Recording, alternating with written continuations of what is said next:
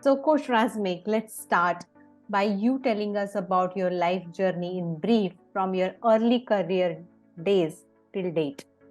My early life was dictated by my parents. Mhm. And Mm, as a dutiful son, I followed, not knowing exactly in which direction they wanted me to go. Mm. Uh, but what's interesting is that despite that direction, I never stopped trying to understand why things happen. Even mm, as a young kid, I remember very, very clearly.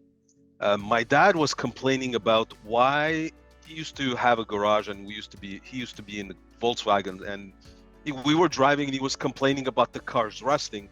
Me as a young kid, and this is 1970s, Mhm. uh, I asked him, well, why don't you talk to Volkswagen and have them make the panels out of plastic? Mhm. He said, no, that's not possible.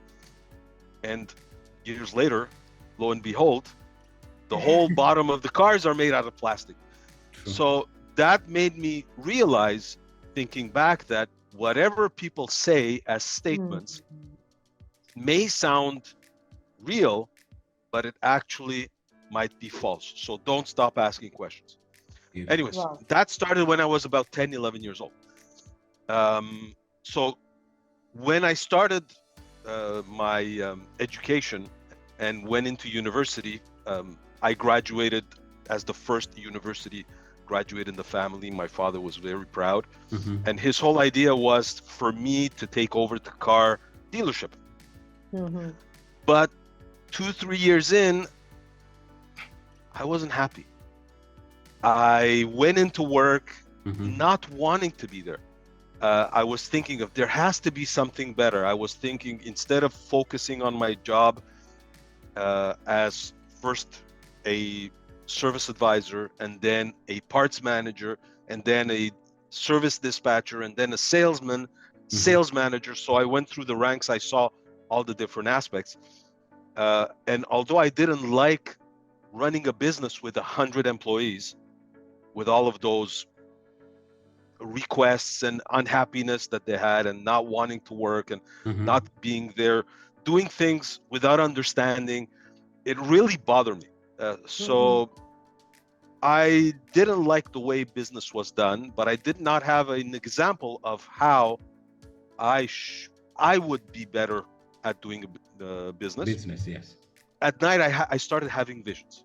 Mhm. And the vision that I had was I was on this side of a precipice Mhm. and there was fog, but I could see that on the other side was the promised land. The mhm. challenge was Beautiful. figuring out how to get on the other side. Mm. And sometimes in my dreams, I dreamt I could fly. Wow.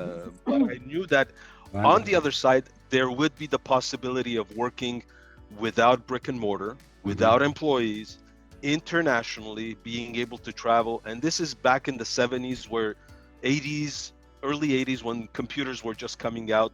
I Mhm. had no idea of what was going on, but that was the vision I had. Now, I did not know how to make it happen.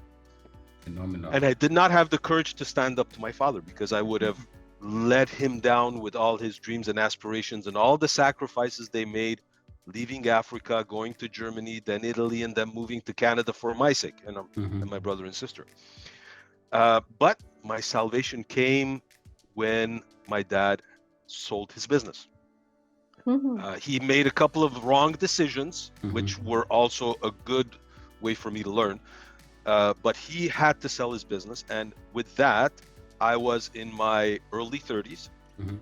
I had 2 children in private school, a mortgage, and a wife that wasn't working, a lot of obligations. And I started doing what my parents should have encouraged me to do when I was in my teenage years.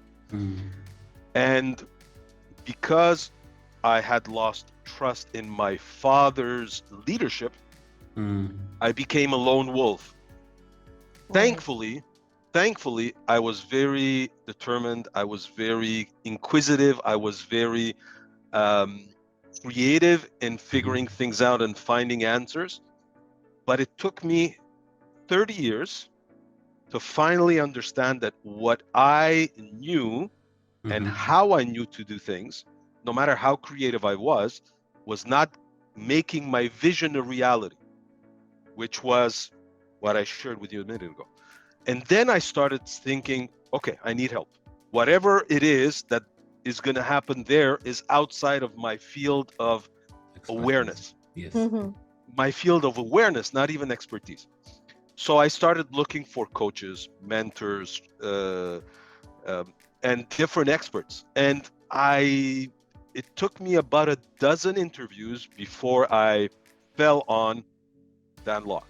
And Dan Lok resonated with the way I like to interact with people, how I like to sell. And I went all in. I was about 2 months away from losing my house. Wow. I invested $4,000, which was basically everything that I had on my credit cards, without telling my wife, because she was gonna fly off the handle if she knew that's what I was doing. I know, yeah. But that changed my life. So getting help in somebody that had already realized what I was hoping, dreaming, envisioning, to give me some structure and guidance and just show me the way was a change that I needed. And I realized that whatever it was, I needed some kind of guide, a mentor, a role model to follow. And that's what brought me to where I am today.